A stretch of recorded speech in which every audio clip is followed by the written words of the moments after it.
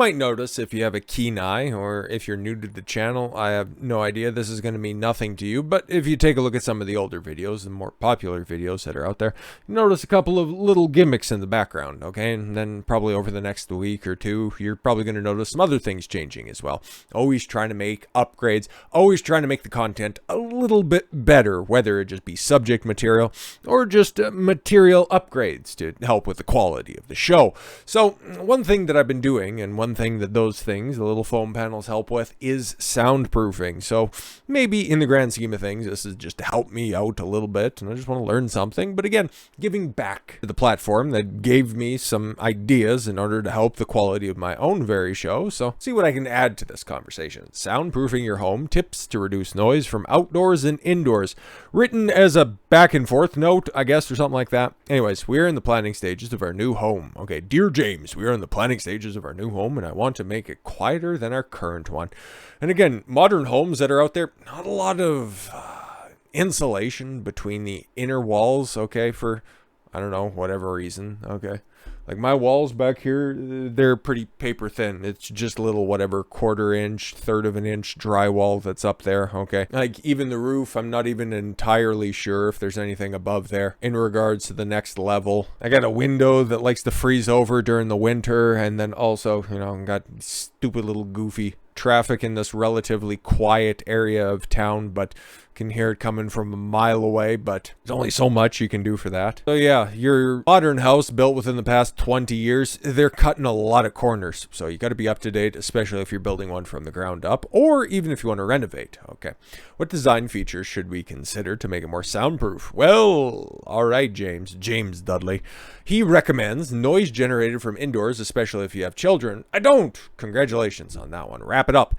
Can often be louder and more annoying than sounds from outdoors. Yes, exactly, because they're just unnatural, and your body, through an evolutionary psychological standpoint, just throwing that out there, okay, you're more attuned to natural noises that you know can pose an immediate threat to you outside, and you can just kind of compartmentalize those. But when it comes to the hum of electronics, or the movement or noises of people that live in the confines of your domicile, you're more tuned to those. And I know those ones throw me off more than mostly what goes on outside, except for if it's a stupid pressure washer. But that goof is leaving too, so congratulations on that one. You won't hear a low-level hum underneath some of the future videos, unless somebody worse moves in, which we'll just go ahead and pray for that one. But then again, trying to leave this wretched country as soon as possible. Anyways, soundproofing wasn't a typical concern for most older houses when they were built, because yeah, they don't make them like they used to. The building codes were mainly concerned with structural integrity of the house. Now, not how quiet it was. Soundproofing is more of a design consideration in newer homes.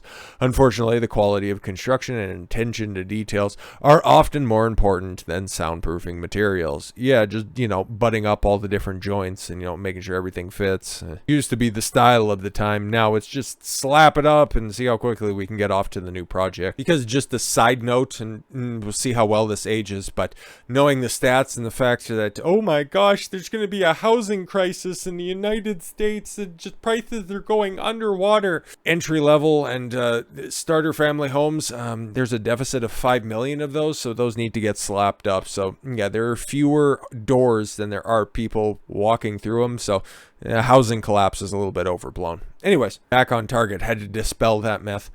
It's obviously easier to design a new house to be soundproof than it is to make an existing house quieter. Having said all that, it's still possible to make many soundproofing improvements to an existing home. Keep your goals reasonable and trying to create only a couple of quiet areas, including of doing the entire house. Oh, instead of doing the entire house. Yeah, that would be very foolish. When a noisy car drives past your house, hey, it emits sound waves into the air from the outdoors. Sound waves hit the walls and the windows, making them move. They in turn create some same sound waves inside your house, and you hear some of the noise. That's why it sounds muffled, because it's not the full-throated rattle of somebody's cheap aftermarket muffler. Probably want to minimize the expenses for your soundproofing improvements, because yeah, they can get pretty expensive. Like, I don't know if they're going to bring it up or something like that. Maybe kind of. It looks like they might, but when it comes to your door, especially if you're worried about soundproofing for any of the noises that happen within the house, Okay, like this is a door, right? A door has the little foam panels on it as well. They're just kind of above the different openings and as well, so you know what, that kind of helps a little bit. But one thing that's commonly recommended that's out there is getting a solid wood door. They're very heavy, but they're also very expensive. Okay, this was before the steep inflation curve when it comes to construction materials, so hey, just keep that in mind as well. I was looking at doors that are comparable in size, and they were, in my neck of the woods, about $300, $400, $500. So, you know, I'll be good. I'll just figure out cheaper ways to do this. Reduce indoor generated noise, seal off interior doors with weather stripping, just like an entrance door. Installing heavy, solid wood interior doors can reduce sound transmission through the door material itself. But again, steep cost, saying it probably works, but again, very expensive as opposed to everything that I'm using to put that stuff up. I don't know if they're going to necessarily talk about this. It works. It's pretty effective, okay, if we're talking about indoor soundproofing, okay. It's just the Amazon, whatever, 2-inch foam sound paneling. They come in a little vacuum sealed gimmick, okay? And it's just a little bit of water that ends up fluffing them out. They're pretty nice. They're pretty nice. They're aesthetically clean. And I know that they've only been up for a few weeks at this point, but seem to do a pretty good job at not getting terribly dirty. But then again, I'm not rubbing anything on them, and it's just me who walks through the door anyways, consistently at least. And then, yeah, they were about $35 Canadian, so whatever it is in real currency wherever you're at. And then just little command strips, okay, the little Velcro on one side and then adhesive on the back. The ones on the top right here, the ones that move the most to get through the door, okay, I've got 4, I think, right along the edge closest to the door, and then 2 at the bottom to keep them nice and sturdy. And then for the rest of them in the middle, there's like 2 of them just so they don't, you know, flip up or anything like that. But yeah, all in all, that little bit of an improvement was the command strips were, I think, about 30. Yeah, you needed to buy a couple of packs of those, and then just the foam themselves. And about an hour and a half of my time. Long and short of it is, for a little bit of an improvement, it was about $60. Not that bad as compared to like a $400 or $500 door, even if you can find them at this point in time. Anyways, there are often hidden air passages between the rooms of the house. Check wherever heating duct registers come from a room and an adjacent room. That makes sense. Okay. If you remove the register covers, you may see a gap straight through to the other room. Seal off those gaps. You may find the same situation with wall electrical outlets and switches. Yes, just tape over your electrical sockets. I hear a dark room is also a quiet room. Anyways, for your new house, use double layers of drywall to block sound transmission. That makes sense. And again, it'll probably cost a little bit more.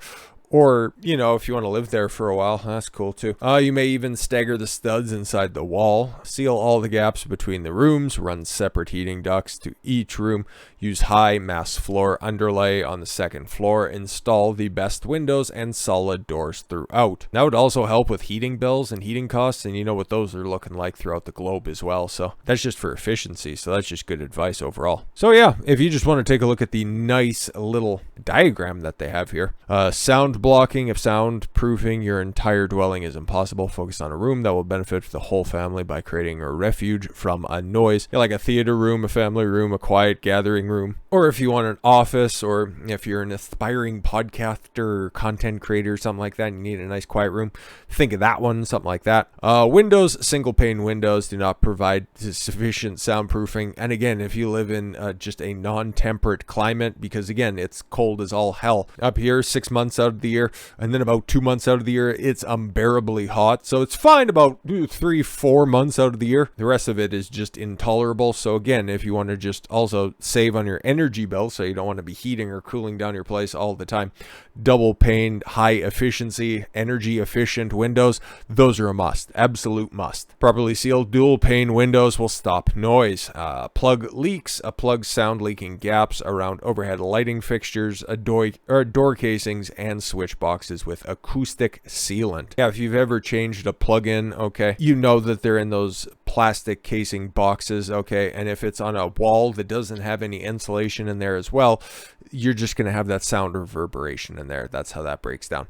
Add a layer of drywall, of course, yeah, more sound dampening technology. But again, if you just want to do something that's not so invasive and things that'll help, just do what I described with the little soundproofing panels as well. They don't look bad. I actually kind of like the look on that one. It kind of changes up the look of the room as well. Plus, if things get really, really bad, you know, it's 2 inches of foam. They're pretty sturdy too. I could just absolutely wind up and just, no. So yeah, there's a couple of tips out there for your soundproofing if you want to do something a little bit more technical, a little bit more construction focused. There's a few tips right there. Outside of that, you know what? Hey, you probably heard a couple of the rumors that are out there when it comes to those soundproofing panels. I can just give you my anecdotal advice, and I say that they work. They aren't perfect by any means, but they definitely do help. So with all that said, thank you all very much for the gift of your time. I've been Don Consuelo. I want you to follow your gut and get after it. Take care, everyone.